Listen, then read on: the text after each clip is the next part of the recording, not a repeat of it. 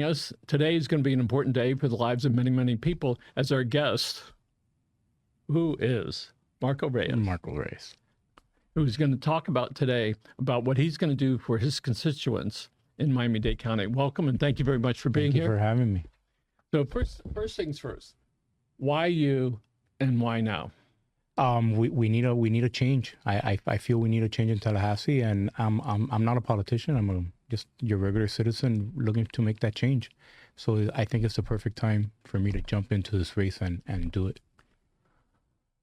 When did you realize that you wanted to do this? Not this time, the first time.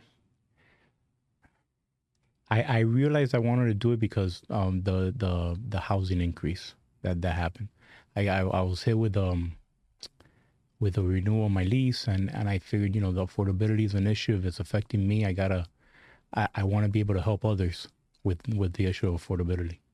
It certainly is for people across the country, and in particular in South Florida, and in particular in Miami, Florida, where Miami is like New York City. I mean, we have that kind of pizzazz now. Yep. We know that a lot of very affluent people are moving here, and a lot of big money, which forces the housing prices up because there's all the people coming in, and so there's less than the normal part. And of course, the insurance crisis is here. Yeah. And I know many people, 25 to 50% is commonplace. How do we solve that? We have to look into the housing market and figure out a way to, first of all, bring down the insurance costs. That's key. I'm a real estate agent by trade. So I've seen the rise and the increase on the housing market, and it's due because of the insurance crisis. Now I know that recent bills and legislation has passed to bring a couple of insurance companies back into the state, but we need to do better, and we need to help the housing market. One of the things that people talk to me about all the time, they say, Michael, my house is worth $2 million. Mm-hmm. I've got a $400,000 mortgage, and they're requiring me to have insurance on it. Even though that the house, and if it was completely ruined, the property is still worth about $1 million, just the property. And people bring, well, why am I forced to spend $8,000 or $10,000 or $20,000 on hurricane coverage when I don't want to do it? I want to be self-insured. And the insurance company is covered. Any thoughts about that? Insurance companies, they're never going to lose. They're never going to lose. I'll give you an example. I know I have relatives that relatives because they're like family. During Irma, they had a roof problem, and they're still fighting the insurance companies on that. And that was in 2017. The insurance companies are never going to lose. They're always going to win. So your house may be worth $1 million. You may have a $400,000 mortgage on it, but your house is worth so much, so they're gonna want for you to cover that $1 million. So Marco, so this time recently you said I want to run. Was there a time before when you said, gee, I like to do it, like if you ran for president of your elementary school class? I have thought about it before. Here it comes. All right, you ready, folks? All right. Let's see. It took 2 times, and we're gonna keep going. Yeah. When was that? It was last year as well. I wanted to run for Congress, for federal office for District 28. But I figured I can make more of an impact on a local level than on a federal level. And that's why I decided to run for the House. So you bring up a really good point. Somebody I know, he was a former local politician. He loved it. He could get a lot of stuff done. He's in Congress, and he says, I can't get anything done. He said, because I have 400 people I need to deal with. He said, I can help you with your passport.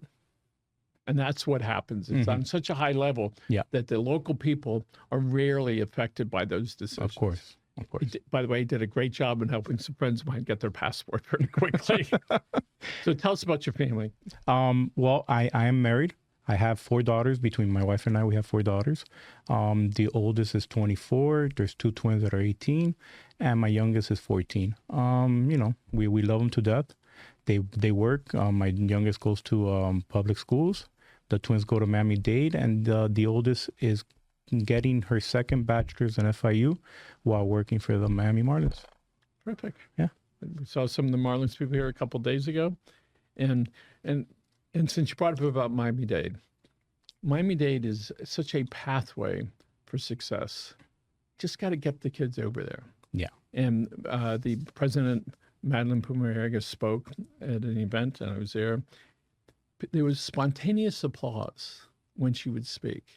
And she said, you can come here, divorced, whatever, got kids, no kids, money, no money.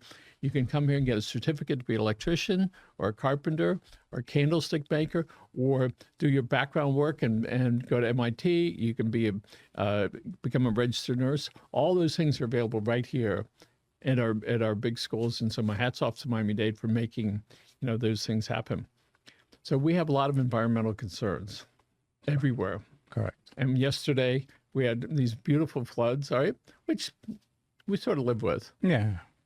Downtown, Brickell, $2, $3, $4 million condos flooded. So I was listening to some politicians talk about what they think they can do. We'll take out downtown. Most of us don't live there, even though it's probably 80 or 90,000. But for the rest of us, we do have concerns about flooding. We have concerns about there are 100,000 plus septic tanks that are here in Miami-Dade County. And hopefully they'll be able to get some federal money, which I understand some of that is done, and as well as state money. So we have a big environmental issue, and which I'd like you to address in a moment. But let's talk about mobility and how the state can help fund some projects here in a town of 3 million people, and where we don't even have to call it traffic anymore. Yeah. Transportation, mobility. How are we going to get around with all these new people coming in to Miami-Dade County? Tell us what you think the state can do. Well, what the state can do, well, in my district, we're having 2 major projects, developments, that's going to increase the population in West Kendall plus the traffic. What can we do? I think we need to increase our local transportation, but also figure out a way to extend the 836 to West Kendall. And I say West Kendall because that's where my district is in 119. That's really the best way that we're going to tackle the traffic situation in Miami-Dade County as going that far west. I am a firm believer of the public transportation system. It's so scarce that I wish we can make it better. And if elected, I will work with the county to figure out a way to make it happen. If we're in New York City, we would have grown up like that. Yeah. Here, I want to pull up in front of the store. I know. It's just the way that it is. But maybe there's a whole group of other people said, we don't have much choice. We know that the county and the state has made some changes in the Live Local Act, allowing more housing near public transportation. And so I think that's a major issue that people really want to vote on. And let's talk about environmental. What can the state do to help us be more aware of how to take care of the environment, and what can we do? We need to really fix the problem of the flooding. This is really bad. And yesterday the governor vetoed a couple of bills that would have helped the flooding situation, and that's what we need to do. We need to be able to fix the flood situation by having more drainage, having more pumps. Being able to fix that problem will be able to help fix because climate change is real, in my opinion. So we know that in order to get things done, you have to have kumbaya on the other side of the aisle. Correct. So what is it that you think you can do to have some collaboration with people on the other side that are fighting for the things that they want? How are you going to put all that together? To work with the other side, the other side of the aisle, you have to have compromise. Even in a personal relationship with my wife, there's compromises. That's what I plan to take to Tallahassee, a compromise to be able to work. We may not agree on everything, but we can agree on things that are beneficial to the community that will help. And that's where the compromise will come in. There's an old saying, don't sweat the small stuff, and most of it is. Yeah. So we, in the area in Kendall, there does not seem to be a big homeless problem. But if you look deeply, you'll see people that are unsheltered. And what is it that we can do, one, to help them, and then to help ourselves? We should get there is an unsheltered population in Kendall. I've seen it. Maybe reach out to them with resources. Get them squared away with meals and find them a job. Get them off the street is very important. The homelessness factor really touches a nerve with me because of my childhood. But If you give them the resources, they'll be able to succeed. I know. But tell us about that.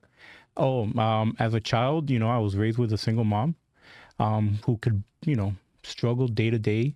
And there was times in my life growing up, one day I walked home from school and I no longer had a home. We ended up sleeping in the Salvation Army. So I understand homelessness. I understand the struggle.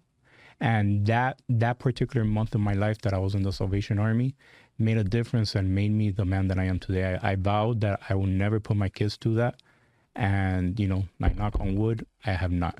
There's some parent or kid that may be watching, and it's just at day one. Correct. What do you want to tell them? It does get better. Time will heal the wound that leaves behind, because it does leave a wound. This happened 32 years ago, and it's, I still think about it, and I think I think that my mom did the best that she could with the resources that she had. So I don't blame her. I just blame, the way things happened back then. So let's talk about what that was like. You're walking home from school. Correct. Had your book or your knapsack. Yeah. What year was that? That was 1993. You walk and you go. It was an apartment or house. It was a duplex on Flagler. Okay. Yeah. And so Flagler and what? I walked from Kinlan Park Middle all the way to 51st Avenue on Flagler. So you walking on Flagler and you get up to on the sidewalk. Get up to the door. They got up to the door and what? I couldn't open the door. My key was no longer open. What was that like when you first put it in? You went, it's stuck. It's not working. Heartbreaking, because I didn't know what was going to happen, and I get a little emotional with that. It's okay. I didn't know what was going to happen, where I was going to sleep. This was September, October, so the holidays were coming up. So that made me very. I was worried for my mom. My mom wasn't there. She was, trying to get everything to storage. So she wasn't there when you went to. Yeah. She was able. How old were you? I was in 93. I was 11 or 12. 11 years old. You go. It doesn't work. Doesn't work. So what did you do then? You're going like that and it's not working. What were you thinking? And what was the next thing that happened? I was thinking, what do I do? I'm 11 years old. I can't find my mom. Did you know it was changed, or did you think that it was maybe broken? I thought it was broken. I was 11 years old. I really didn't know what was going on. So you're looking for your mom and she's not there. She's not there. And I'm sitting there figuring it out. So when did you connect with your mother? She came to pick me up probably like an hour and a half later. So an hour and a half, you're sitting on the stoop, if you will, sitting there, wondering. Oh my goodness. Yeah. Slept in a U-Haul truck that night. And the following night we went to the Salvation Army. So there is hope. There is hope. If you put your mind to it, there is hope. And I suspect that happens, some stories like this, frequently. Correct. We get blinded to it, as we do so frequently with people that are asking for money on the sides of the street. I wrote a piece about being at the stoplight, and here comes the guy asking for money. Internal conversation that I wrote out. What are you going to do? Talking to myself. Mm-hmm. Are you going to give him any money? If you are you just going to reach in your pocket, whatever it is, you'll give it to him? Are you going to give him coins? No, I don't want to touch him. What are you going to do? Is he going to break your window? Do you want to make a big deal? Or are you going to ignore them? Because so often we do that, like we pretend that they're not there, right? And I think that's part of this the tragedy of all of this is most people look away. Mm-hmm. And so I wrote about 500 words on it. And as I ended it with this, the light turned green, I'm on to my next lesson. And I think each of these things, if we can learn from that, and what I learned is if you're going to give enough to make a difference. Correct. Sometimes people say, I gave him $1. No, not $1, $10, $20, right? That's going to make a difference. Correct. And people sent me things to do, try this, try that. It really comes down to how we feel about ourselves and about our humanity and what we want to do to make a difference in somebody's life. So back to you slept in the U-Haul truck. Correct. That first night. Correct. Then what happened? The following day, we went to the Salvation Army, and we were there for a month. I was still going to school. My mom was still driving me to Kenlock Park, picking me up. You know, I was still going to school. And what was the conversation that, as best you remember, that your mother had with you about, hey, what happened, Marco? She told me that, it was tough for her to have money to be able to pay. She had a job, but the job wasn't paying her enough. She's a single mom. She was trying to put food on the table.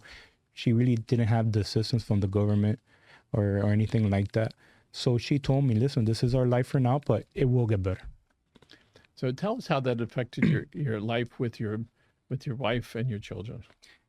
I worked very hard to make sure that there's a roof under our head, above our head, and food on the table. I can live without going to the movie theaters. I can live without having a car, but as there's food and a roof, I'm okay. It's like oxygen food. Yeah. There's just no way around it. So, do your children know about that? Yes. So when you told them that, and they're living the life that they are, what was that conversation like with them? Heartbreaking, because they're all girls, so it was heartbreaking, but they understood, and they value their lives and the way they live a little bit better. So they appreciate it more. So, we have the Homeless Trust that helps people. We have Informed Families. We have NAMI that helps people with mental illness and directing people to the right places. Correct. We have the Children's Trust that helps Correct. people a lot. And so we know that people that are on the street typically have a lot of problems, all right? Even, they may not have had them before, but they sure got them now. So if you get elected, what can you do to help people with mental health care? Mental health is serious. I think having a one-on-one conversation with that person is key. See what led them to be where they're at, and what ways can we make them better. Mental health is serious, and I've seen it personally firsthand in the Salvation Army as a 13-year-old. I saw it there, and that was my first moment of mental health. So I've been involved. We have been involved in trying to promote mental health care and make it a normalized conversation. I think the big swimmer helps. He was the one that said, hey, I had to take some time off, and it certainly helps bring it up from the shadows to the front. We work with NAMI, National Alliance for Mental Illness, and we were doing a show, and one of the people asked if she could bring in her son who had a break about 10 years before. I said, sure. So he comes in because he wanted to play the guitar and sing. So by the way, he has his master's now. Okay, good. So he sang the song, You Are Not Alone. I'm bawling. His mother's bawling. I'm imagining him walking on Biscayne Boulevard with no shoes and no shirt. So here's a guy that was really struggling, that has now devoted his life to helping other people that had similar problems. And so there is hope for a lot of people, and they have to be able to figure out where to go. Correct. And they also need somebody that they can talk to, so that person can help direct them. Correct. So if you could push a magic button for improving mental health care for people, improving access to mental health care, you could do one thing, what would it be? I would love to connect with everybody that has mental health problems or issues. It's serious. My mom suffered a little bit of mental health problems during that time, and I don't think she ever really got over it. So I was always there for my mom with that when she had those crises. I'm getting a little choked up. So it's just helping them, just helping them, because they need the help. And how do you help yourself now? How do I help myself? Yeah. Staying focused on the goal. Just staying focused on what I need to do, going to work, running this campaign, doing everything that I can do. And that's what focus and deadlines do. Yeah. You keep you on your track. Yeah. Let's talk about different types of addiction. Drug addiction, gambling, alcohol, whole bunches of things. And it is a significant problem and a significant connection to how people feel about themselves and, of course, mental health. What can we do to help the people that really are addicts, whether it's drug or alcohol or gambling? What would you like to see done? First of all, find out what led them. When I have encountered a drug addict or someone in that situation, I always ask myself, I always told my wife, what could have happened in their life that led them down this path? And once you pin that point down, what led them to that? I think once you reach that, you can help them overcome that addiction. My mom had a drinking problem as well after that. I talked to her and I was able to get her out of that drinking problem that she had, because I pinpointed to that matter, and I told her everything will be okay, and I was there for her until she passed away.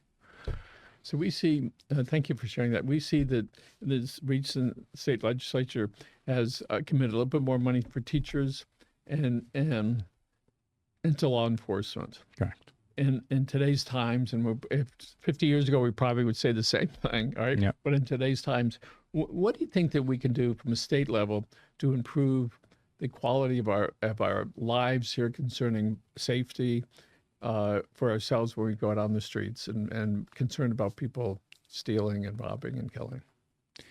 We got to make sure that people steal out of necessity, and we need to get we need to find resources for these people to get them off the street. Make sure that they have jobs, even whatever can help them to avoid them from stealing and being in that life. I believe in second chances, believe it or not. So I see you have this pattern of being able to have this conversation, and you certainly drew that connection to each of those things. I know I know you know this. Some people have no connection to any of this because they didn't experience it. It's not part of their thing, and they were blessed, and it was all perfect. I remember saying, this problem is not going to go to my children. It ends today. Correct. Not going to go any farther. Yep. So tell us about when you did something like that. Do you remember when you had that conscious thought that this is it? This is it. My children and I, the day I found out I was going to be a father, the day that I knew I was going to be a father to a baby girl, especially that, I said, I have to do better, and I will do better, because I refuse, and I simply cannot allow for my daughter to have the same upbringing I had. My daughter and I, we share birthdays. You know, I was born on a Friday. She was born the same on a Friday. We share birthdays. So I want her path to be different. I want her path to have more opportunities than I did. So that was the point. I don't know what else to talk about. You really showed who you are.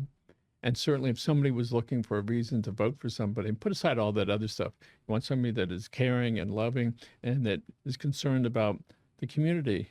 And it all starts with each one of us on how we conduct ourselves. Correct. Thank you. Marco. Thank you, Mike. Thank you so much for doing this. And we're going to have one minute left, and you're going to look right in this camera over here. All right. All right. Are we ready over there? Okay, we're ready. Tell them we got 60 seconds, boss. All right, 60 seconds to tell you why to vote for me. I'm running for House District 119 in Miami-Dade County. Vote for me. A vote for me is change. It's a change that we need for our community, for affordability. I'm not a career politician. I'm just your average citizen, but I want to be able to make a change in Tallahassee. I want your voices to be heard in Tallahassee, and that's why I have launched my campaign for state representative for District 119. Thank you. Terrific. Again, folks, you can find out more about Marco Reyes, who is running for District 119 at Kendall area. Kendall area. All right. West and Kendall. They can go online. They can find out about you. And I'm sure if you leave a message, he's going to get back to you. Again, thank you for joining us. And